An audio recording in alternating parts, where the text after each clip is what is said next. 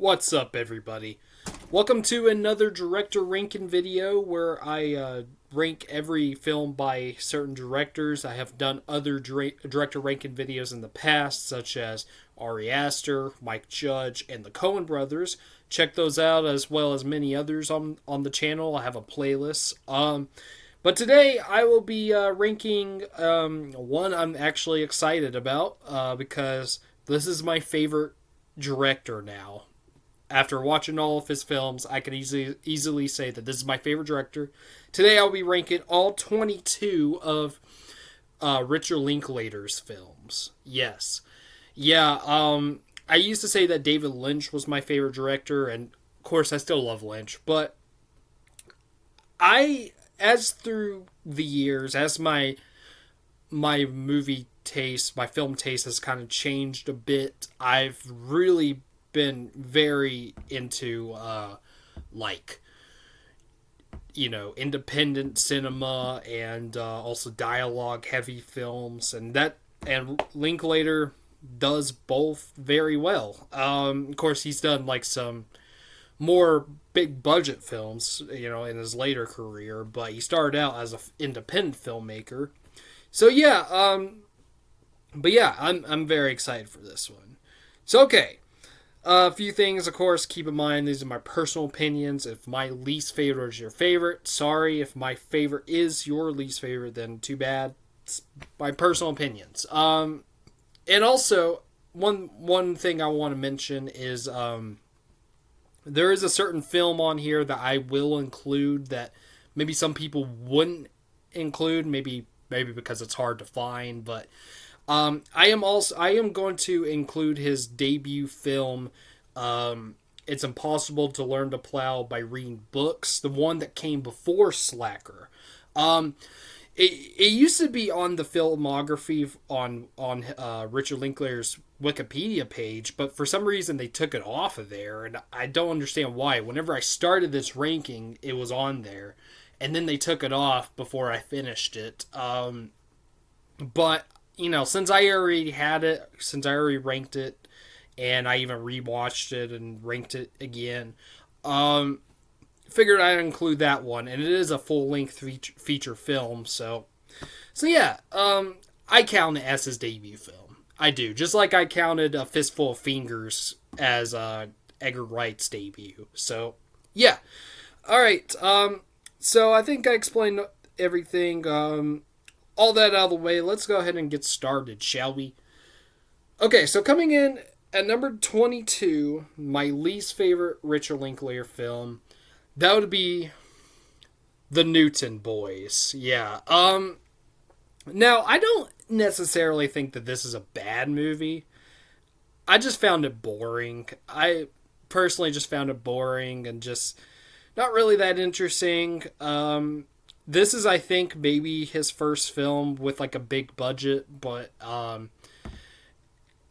yeah, it feels like a Hollywood movie, unlike the others before this. So yeah, yeah, I don't know. It's based on a true story, but it's just not really that interesting to me. Just about these brothers who robbed banks in the early 1900s. Just not really into it.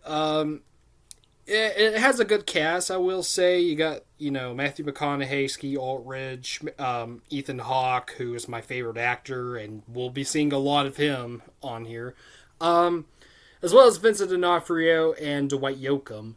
And, they're all good. Well, okay, most of them are good. I didn't really like McConaughey in this movie. Now, I gotta be honest, I'm not a McConaughey fan. I don't care for Matthew McConaughey. He's not the worst actor in the world, but I don't think he's even close to being the best. And he could be pretty good sometimes, but this one, I felt like he was just trying too hard to be good in this, and it didn't feel natural to me. I mean, of course, his voice and his accent works, but other than that, his line delivery and whatnot, and stuff like that, it felt more like he was in a play rather than a movie. So it just, Yeah, it didn't work for me. I saw this like 1.5 times. I watched it all the way through once, and then I tried to rewatch it, and I didn't finish it. So, yeah. Um, but yeah, just this one's just not for me. I don't know. It's. I don't want to even say it's his worst. I think the next one is probably worse than this, but I like it just a bit better than this one. But yeah, that's my number 22 is the Newton Boys. All right, so coming in at number 21, we have Bad News Bears. Yes, his remake from 2005 of Bad News Bears.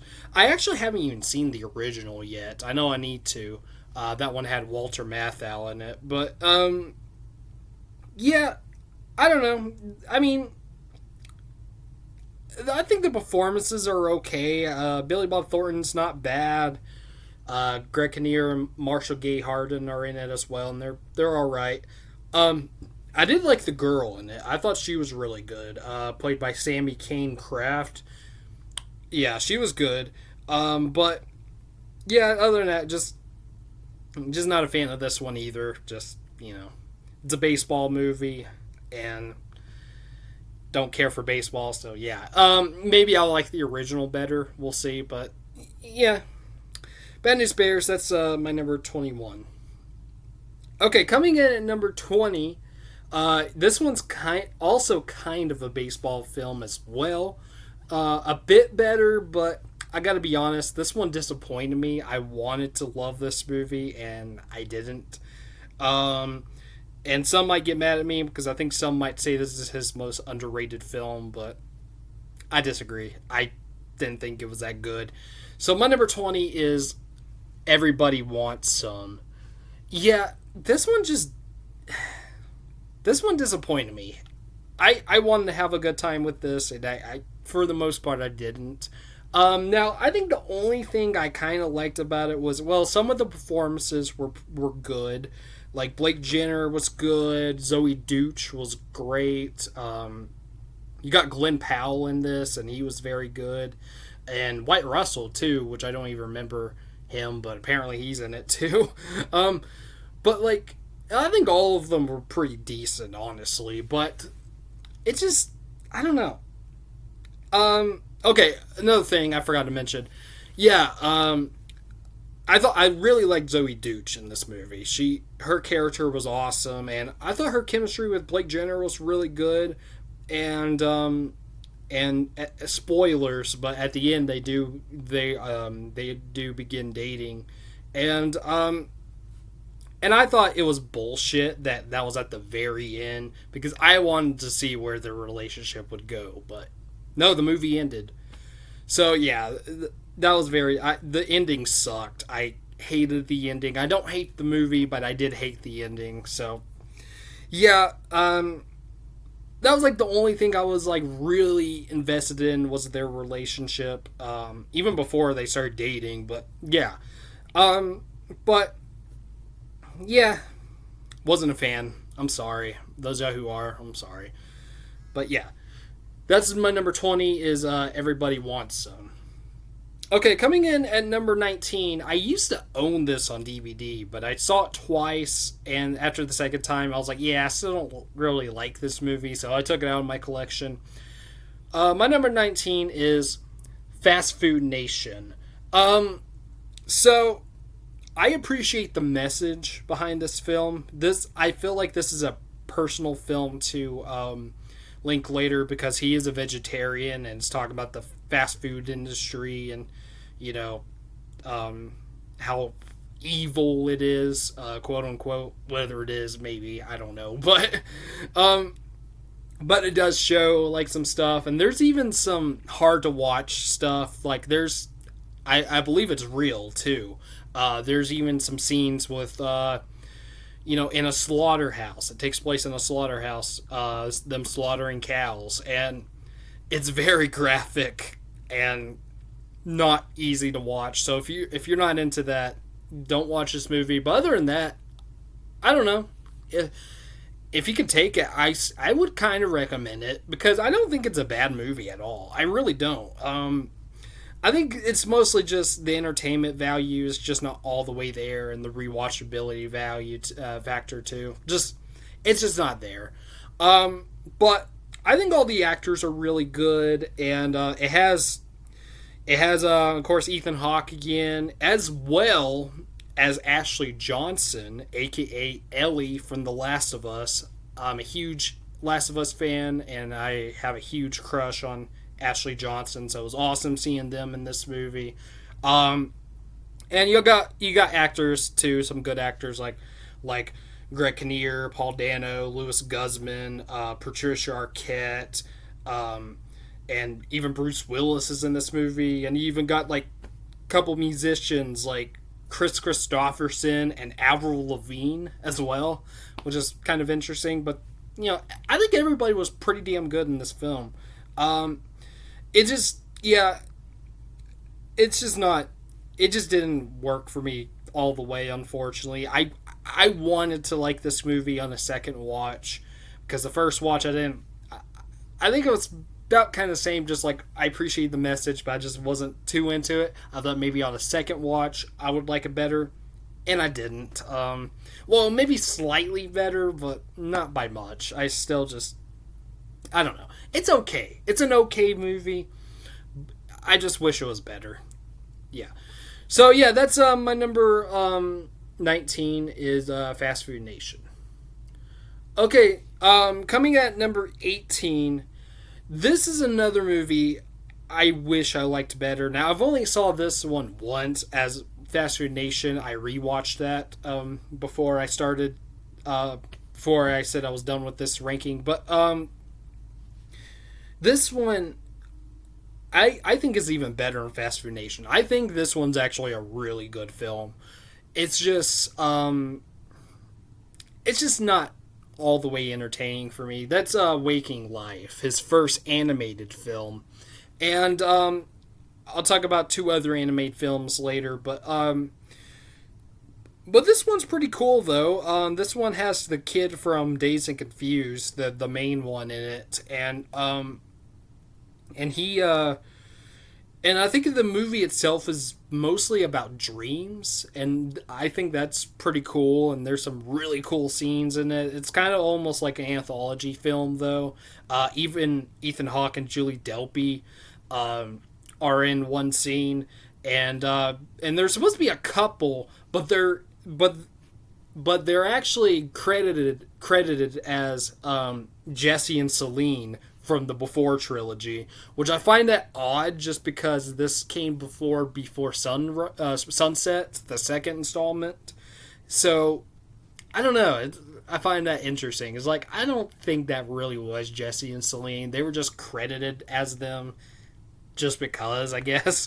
But yeah, unless they said each other's names, but I don't remember. But yeah, no. Anyways. But yeah, really cool film. I just wish I liked it better. I wanted to rewatch it. I didn't get a chance to because I couldn't find it anywhere streaming. I think it was on Max originally, but we don't have Max anymore. So yeah. But yeah, it's a good movie. I just maybe on the updated ranking, maybe I'll like it better. We'll see if I ever rewatch it. But anyways, Waking Life, that's my number 18. Okay, coming at number 17, we have one of his most recent films. That's Where Do You Go, Bernadette?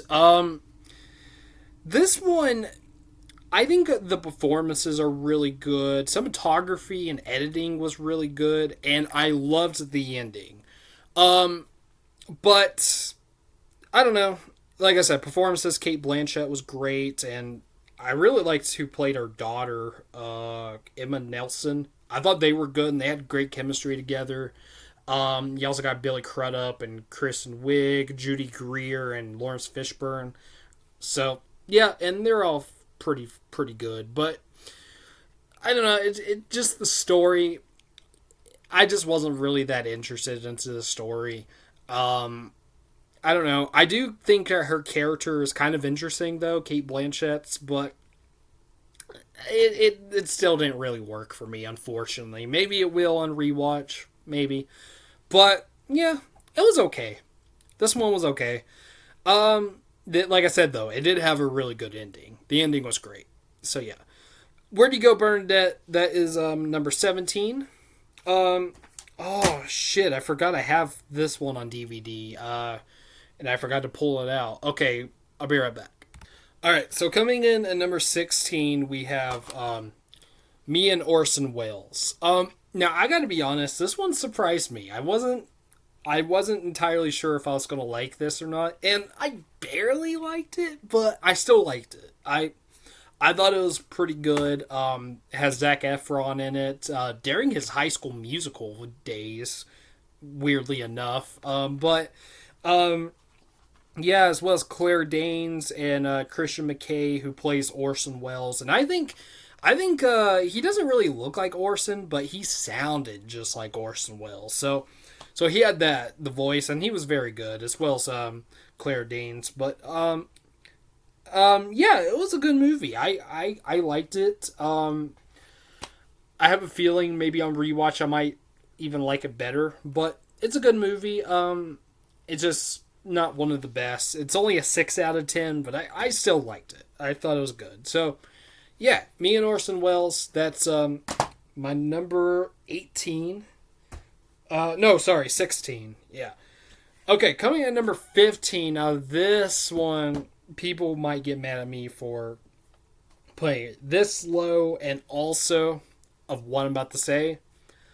I think that this is Richard Linklater's most overrated movie. Now, I like it because I liked Me and Orson Welles, and I have this ahead of it. But I like this movie. I just don't love it. And I kind of see the hype, but then again, not really. Like, I don't think it's even close to being his best film. But this is the movie that made him the actor that he is today. A lot of people might say that this is their favorite. Good for you. Yeah. But my number 15 is Dazed and Confused. Yes. I like the movie. I just think it's a bit overrated. Now, Ben Affleck is great. Ben Affleck, I think, is the only character in the movie I actually really liked. The main character was fine, but, like, I don't know. Not only, none of the characters besides Ben Affleck and a little bit of the main one really I liked. So, yeah, I don't know.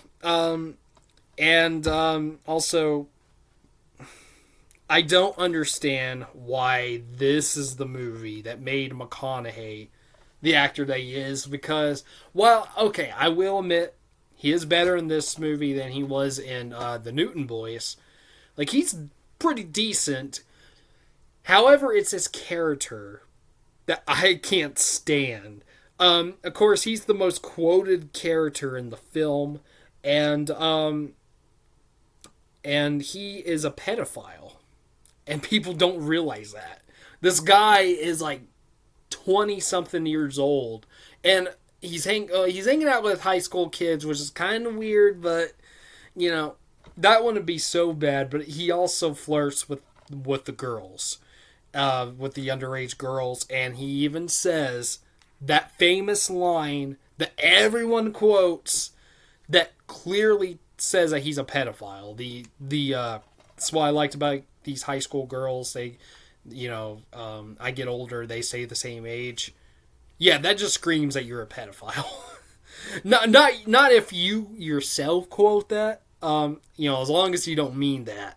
I'm not saying you are. I'm just saying him himself. Yeah.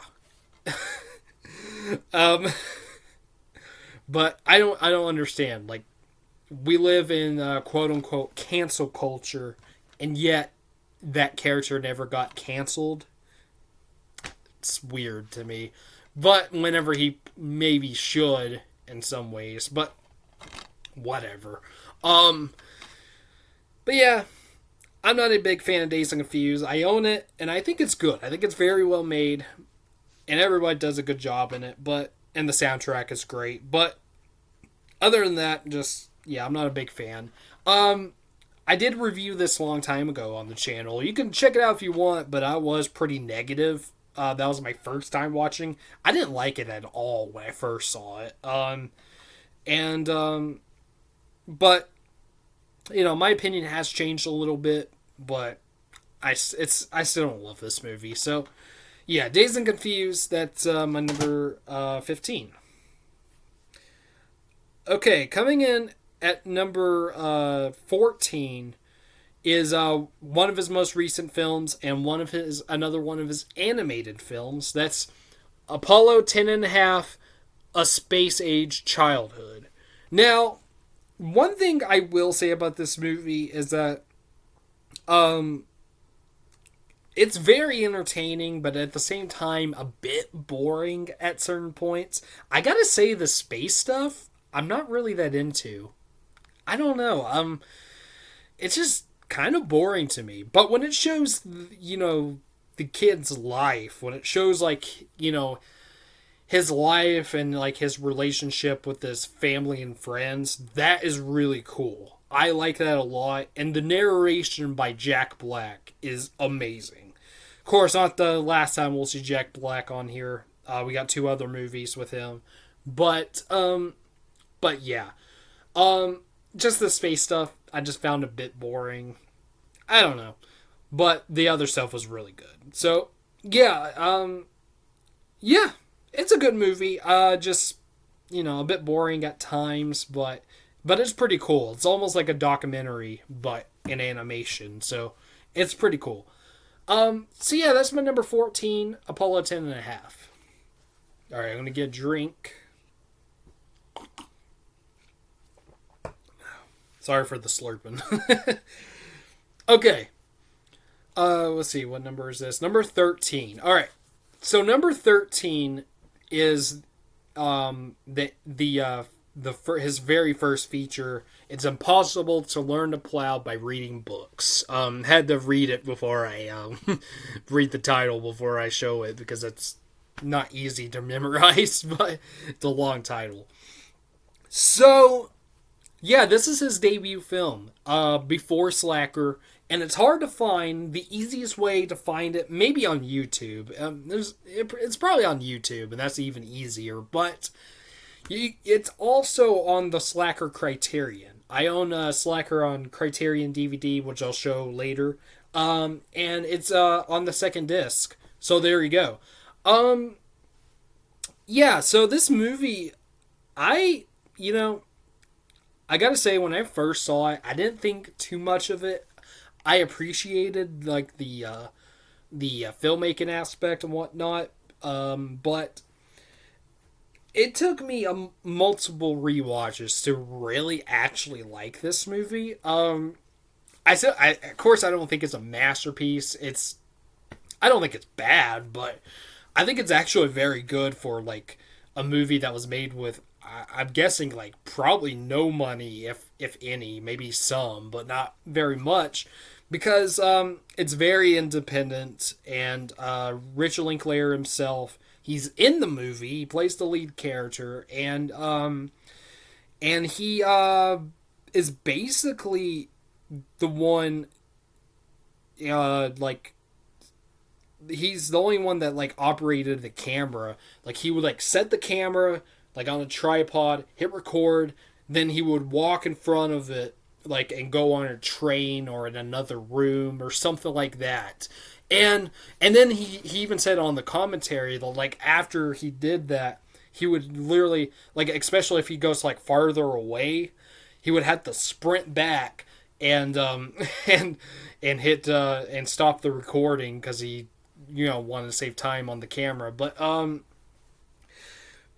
But because of that, I find that very, very interesting, and pretty cool, honestly. And the movie itself, there's not really much to it. It's just about a guy walking, basically. This guy goes and sees his friend from another state, so he takes the train and buses and whatnot, and then he comes back and hangs out with his family, and that's pretty much it. There's like there he said that he did write a script, but like that's pretty much it, you know. So it's not much of a story, and it's not the most entertaining movie to watch. But I honestly, the last time I watched it, I wasn't even bored by it. I was actually invested into this movie the last time I saw it because I just thought it was really cool. The video quality is not the best because it was like a very cheap camera, and it's like sometimes hard to see, especially like whenever it's dark. It's really hard to see, but it's really cool. I honestly, if you're into independent filmmaking, especially, check this one out. I recommend it. It's pretty cool. Of course, he did even other independent films. He did better, but still, it's a pretty cool film. I like it a lot. So yeah. Is it possible to learn to plow by reading books? That is number 13, I believe. Yes, number 13. All right, get another drink. Okay, so coming in at number 12.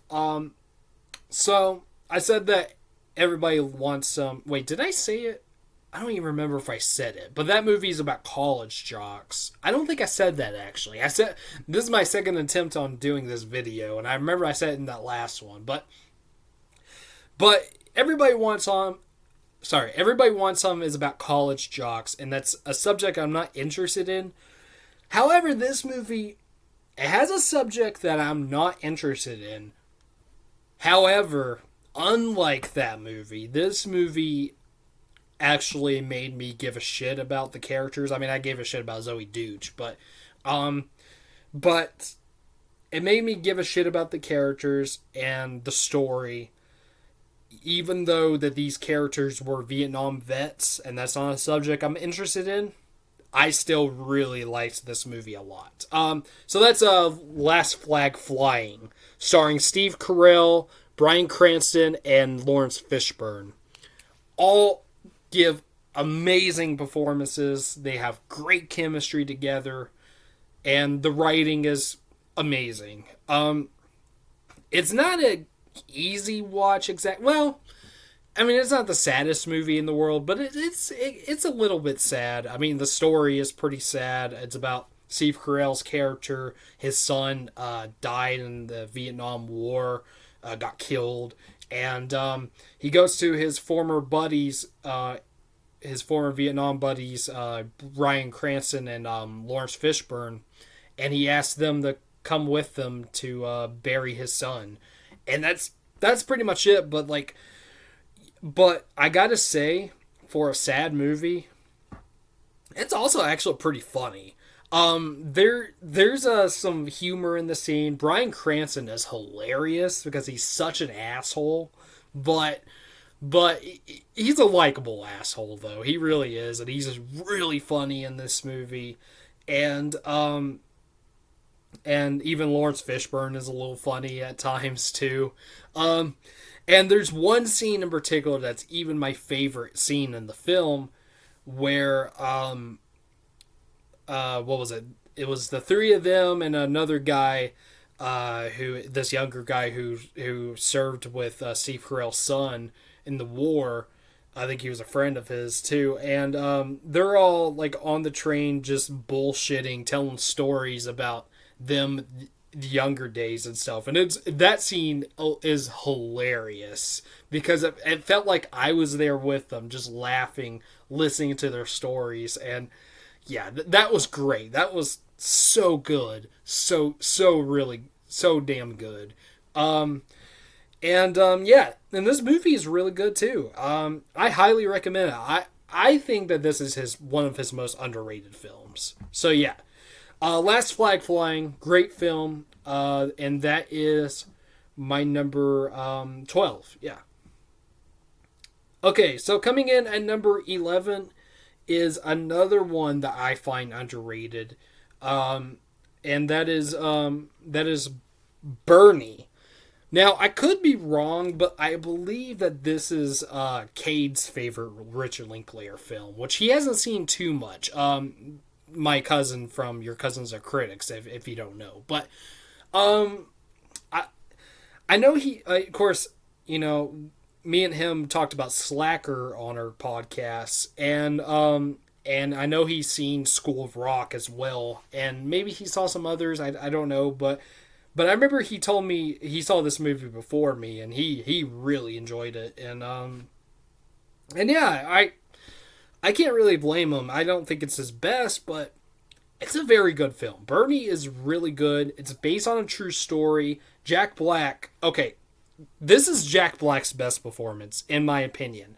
Now, I have, right after this, I have another Jack Black movie, which you probably know what it is by now. But I gotta say, he's even better in this than he is in that one. I just personally like the other movie better for different reasons. But Jack Black plays Bernie, who is a mortician and like funeral director, who is a really nice guy, like a really down to earth guy, the nicest guy you'll ever meet. But then one day he snaps and he kills his girlfriend. I guess his girlfriend, you could say. They did have like a romantic relationship, but yeah. Yeah, it's based on a true story. Did I say that already? I don't know, but it's based on a true story, and it's pretty good. It's very good, but yeah. It also has Shirley MacLaine. She plays the the girlfriend that he kills, who is an older woman. And also Matthew McConaughey, which I have to admit, he's actually not bad in this movie. This was like the one Matthew McConaughey performance that didn't annoy me, nor did it creep me out. I find him very annoying a lot of the times because of his voice, and I find him creepy because of Dazed and Confused, but he didn't annoy or creep me out in this film, so good job. And he was pretty decent. So, yeah. But yeah, very good film. Oh, okay, one thing I forgot to mention, too, that's really cool about this movie is that they actually show the people that Bernie knew in the town that he was in, and they show them and they like interview them and stuff. So it's kind of like a documentary, and it's pretty cool. It's like a documentary, but like kind of in the style of like almost like in the style of like the true crime shows where they have actors reenacting. It's like that, but with 3 famous actors. So that's pretty cool. But yeah, good movie. Bernie. That is my number 11. Okay, so now we're getting to the top 10. I'm kind of starting to lose my voice a bit, but I'm still going to keep going. Try to speed things up if I can, but yeah. So, coming in at number 10, this was the very first Richard Linklater film I have ever seen, and this was one of my childhood favorites. That is, of course, School of Rock. Yeah, School of Rock, I mean, it's one of his most popular, if not his most popular film. This and Dazed and Confused, and some others probably too. But, yeah, Jack Black, I mean, he's not as good as he is in Bernie, at least in my opinion, but he's still fantastic as Dewey Finn. All the kids are great. You even got like Miranda Cosgrove in there, who I knew from Drake and Josh and iCarly growing up, Nickelodeon kid here. But and you got Sarah Silverman and Joan Cusack and Mike White, who wrote the film, plays Ned Schneebly. And yeah, they're all great, and the songs are great, very catchy, and it's really cool. It's really cool seeing these kids in a band with Jack Black. It's really funny too, and yeah, I always grew up, listening to rock music. So as a kid, so of course I loved this movie as a kid. So yeah. School of Rock, that is my number 10. Okay, coming in at number 9. Now this is my favorite out of the 3 animated films. That would be A Scanner Darkly. My, oh my, this movie is fantastic. It really is. It's really good. Honestly, I think I gave this an 8, but I would have given this a 9 if it wasn't for the ending. Now, I didn't hate the ending, but I didn't necessarily like it all that much either. I think that's the only thing I don't like about this film. But other than that, it's really cool. It's a great story, a very interesting and unique story, and I don't even want to explain what it is because it's kind of hard to explain. But yeah, and it has some famous actors like Keanu Reeves, Robert Downey Jr., Woody Harrelson, and Winona Ryder, and they're all great. Even Keanu Reeves. I'm not a Keanu Reeves fan, to be honest, but this and Sam Raimi's The Gift are like the only ones where I said that, yeah, he actually did do a good performance. Other than that, I don't think he's that great of an actor, but he is good in this one. And what's really interesting about this movie, I think the same with Waking Life. I don't know if Apollo did this, but I believe Waking Life did. I didn't talk about it there, but I'll talk about it now. What's really cool about this film is that they actually shot it in live action with the actors, like on film or digital or something. I think it was on maybe digital. I don't know, but and what they did was that they colored it. They put color on the characters and even the backgrounds and made it look animated. But when you're watching it, sometimes it's kind of hard to tell that it's animated because it looks pretty realistic. If you've seen the movie, you should know what I'm talking about. It's really cool, and it really didn't have to be animated. I think it would have worked if it was live action, but it would have to have some CGI because of like the suits that like Keanu Reeves and other people wear in it, and like the bugs in the beginning. But you know, there would have to be some CGI, but still, like, I think it could have worked as a live action movie, but it's pretty cool that it's animated. Just originally shot as live action. Like, it's pretty cool.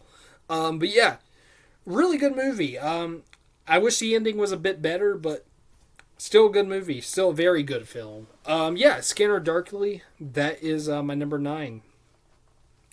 Okay, so coming in at number 8, we have his most recent film that, well, it came out last year, like at some film festivals, but it came out this year on Netflix and worldwide. That would be Hitman. So from here on out, I love these movies, including this one.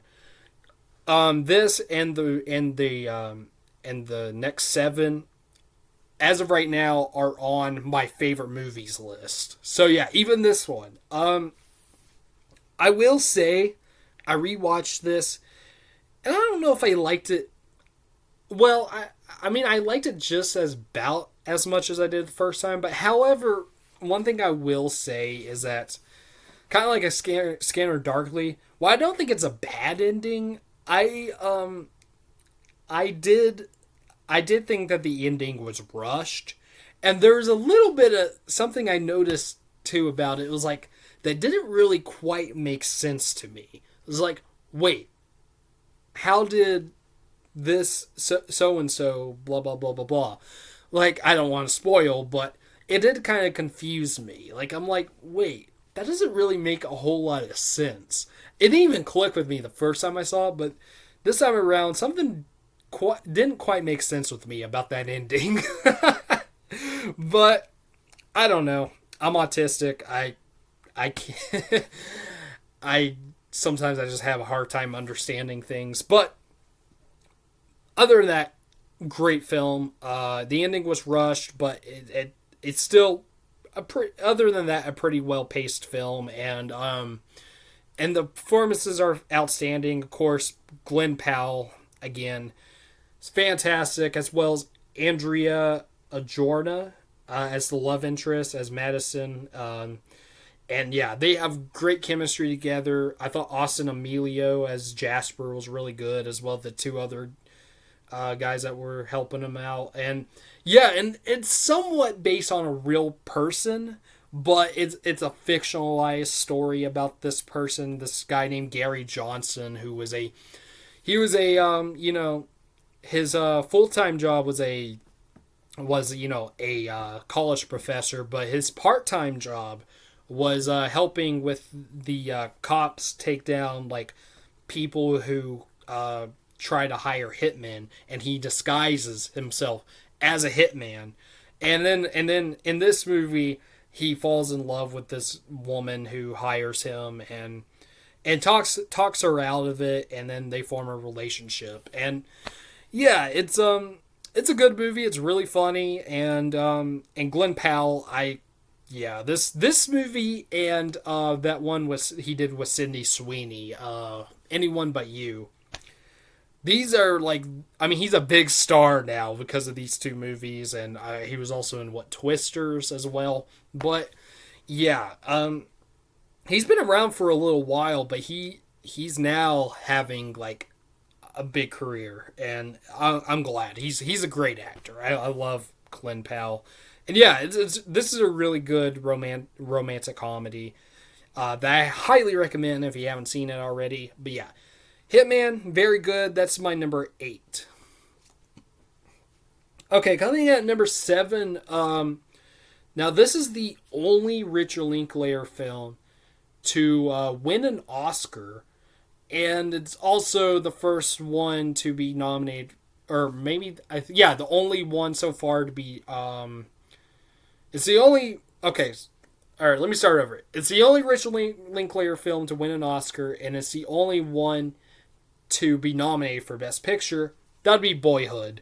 Now, I will be honest, I do like Birdman better, but Boyhood is fantastic. And if you don't know about the story, the filmmaking aspect of this took over 10 years to make. Yeah, the kid in this movie, it's about him growing up, but that actor was literally growing up as they made this movie, and it's great. What's his name?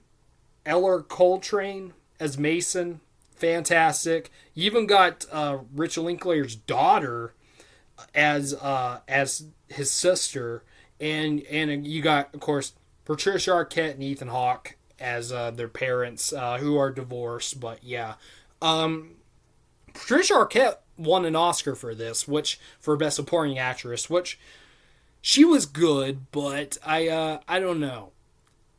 I'm not entirely sure if she really deserved that Oscar. I don't know. It's just kind of an odd choice. Or at least I think this is the first one to win, and the only one to win an Oscar. Unless it was another one. Did it win like screenplay or something? Honestly, I can't remember. I know it was nominated for other Oscars too, but yeah, very good film.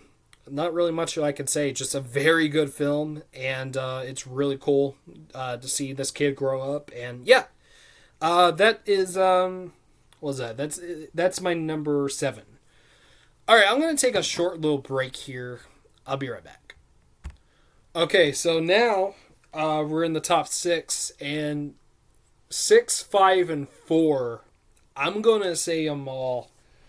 I'm gonna go ahead and just do them all, 3 of them, just at the same time, because they're a trilogy. I think and I'm actually shocked that none of them made it as like my number 1, because originally one of them was my number 1. So yeah, it's crazy, but yeah. Anyways, so number 6 is Before Midnight. Number 5 is Before Sunrise, and then number 4 is Before Sunset. Okay, so Before Sunrise was originally my number one for this entire ranking. However, going back, it is not only my favorite Richard Linklater film anymore. It's also not my favorite Before trilogy film anymore either, because I don't know, this time around I actually got the reason why a lot of people like Before Sunset, like why they think it's the best one, because because I don't know, it's just more interesting. This time it hit me. I was like, okay, yeah, even though it's the shortest one, this one hit me. I'm like, okay, this one is now my favorite. And it beat Before Sunrise, surprisingly. I did not think it would, because this was, at one point, this was like in my top 5 or top 3 even. No, I think it was top 5 favorite films of all time. No, I think it was number 3 actually at one point before I posted, well, I was going to post my top 100 favorite movies. I believe this was going to be number 3. But I rewatched all of these, and no, I mean, it's not my least favorite, but now Before Midnight is my least favorite, while Before Sunset was originally my least favorite, but now now it's my favorite. So it's pretty crazy, but all 3 of these movies are fantastic. Now, I don't necessarily think that we didn't have to have sequels to Before Sunrise, because it could have been a standalone film. I still stand by that statement, but then again, this is a great trilogy. It's my favorite trilogy of all time, and Ethan Hawke and Julie Delpy as Jesse and Celine. While, yeah, they're not the best movie couple ever, still, in terms of like a good relationship, they're not the best couple, but it's the performances and the writing by Richard Linklater that makes these movies. So, yeah. The Before trilogy, that is my number 6, 5, and 4. Yeah. Okay, so now, yeah, I gotta say, I'm actually shocked that these next 3 are my top 3 favorites. And I feel like they're the ones that, like, I don't think any other will have any of these in their top 3. Not even my number 1, which is the one that gets the praise the most out of the 3. But after rewatching these films, I'm like, yeah, these films are amazing, and they're all underrated. They're all underrated films. My number 1's not necessarily underrated for Richard Linklater, but it is an underrated film. And yeah. So my number 3 is Tape. Tape is now, I mean, all of these are in my top favorites, but yeah, Tape is pretty high on my list right now, as well as these other 2 coming up.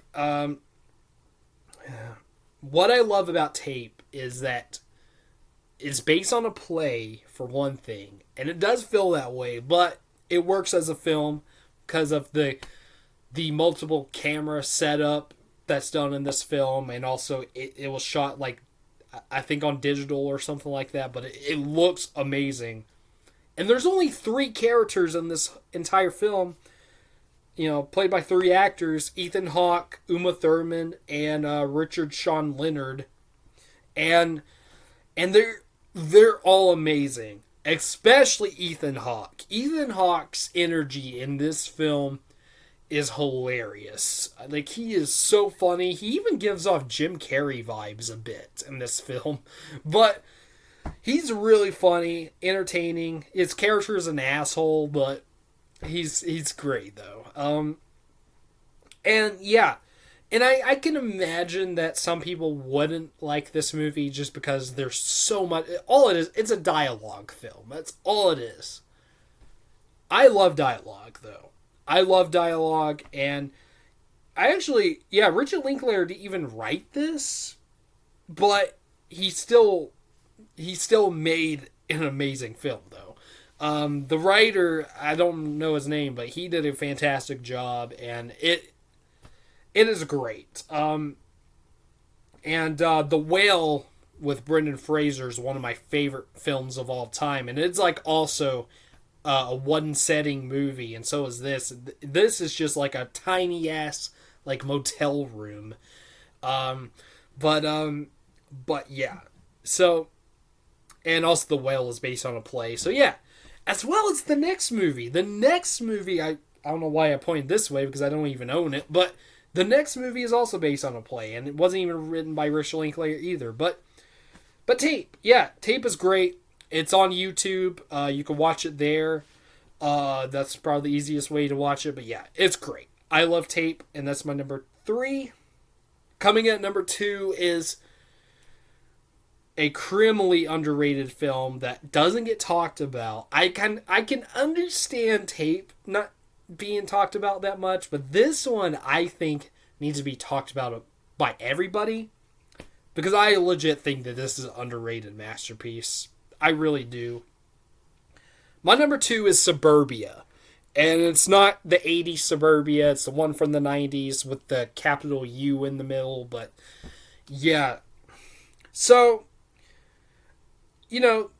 I will say, I mean, maybe I kind of get why some people might not would like it just because there's so much dialogue and it's not really much until the ending happens in the movie, but because all it is just these group of friends hanging out at a convenience store, kind of similar to the Clerks, except they're not working there.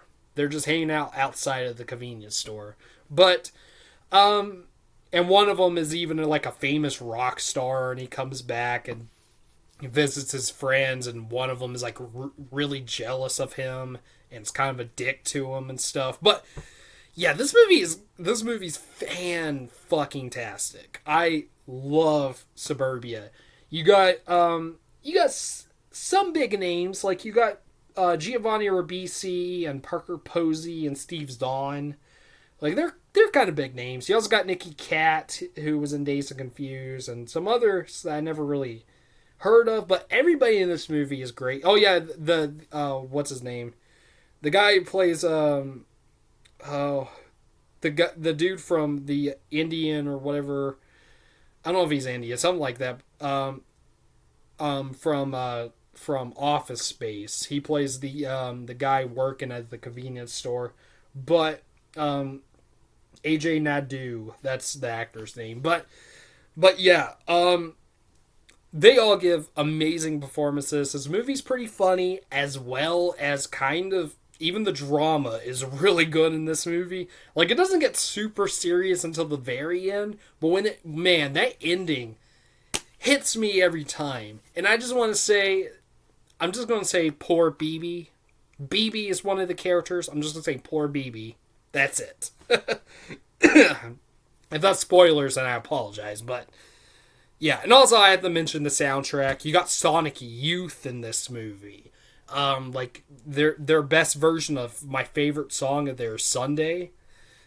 Yeah, that's in this movie. And you also have Ball Surfers and Beck, and that's really cool too. Yeah. Suburbia, great film. It's on YouTube for free. Please watch it. If you like Clerks, watch this movie. If you like Do the Right Thing, watch this movie. Just any kind of movies kind of like that, watch it. And if you're a Richard Linklater fan but haven't seen it, watch it. It's amazing. Suburbia, that would be my number 1, but there's one more that I like just a bit better. And that's my number 1. It's Slacker. Slacker was the movie that Dazed and Confused put him on the map, but Slacker was the one that got him attention. Even Kevin Smith himself saw this movie, was inspired to make Clerks, so that's awesome. This was also the second ever movie that I reviewed on the channel, and I reviewed it twice. Like I said before, me and Cade reviewed it on Your Cousins Are Critics. Hold on, let me get rid of this notification here. Okay. But yeah, so this movie, we're almost at an hour, but I'm going to try to speed through it. This film, a very independent film. All it is, it's just like a day in the life kind of thing. Takes place in Austin, Texas, which is where Richard Linklater was from. And it's just about life, just about people. And it follows more than one person. And every time I watch it, it just gets better and better. I love Slacker. It's funny. It's very entertaining. Not quite a masterpiece because there's one part where it shows a boom mic in a shot. But, aside from that, it's pretty close to being a masterpiece. It really is. I think it's criminally underrated, at least in the film community. Not really in the Richard Linklater, fans. Like, I'm sure most Richard Linklater fans would like this movie. But yeah. But I still think it's pretty underrated. It's a great film. I've talked about it to death on this channel, but yeah, I think it was originally my number 2, but now it's my number 1. It's my number 1 favorite Richard Linklater film. It's amazing. Go watch it. Yeah, it's it might be on YouTube maybe, but yeah, Slacker. That's my number 1 favorite Richard Linklater film. Alright, there we go. There is my ranking for all the Richard Linklater films, ranked from my least favorite to favorite. So in the comments, please give me your ranking for all of his films, or at least all the ones that you have seen, or just say what your favorite and least favorite are. So yeah. Alright, so please like, subscribe, comment, share, and hit the bell. And I'm still working on like a top 100, or no, top like 150 or 125, something like that, favorite movies list. That's all I got planned for now, but yeah. But anyways, I'll see you guys pretty soon, though. I'll see you guys later. Alright. Peace.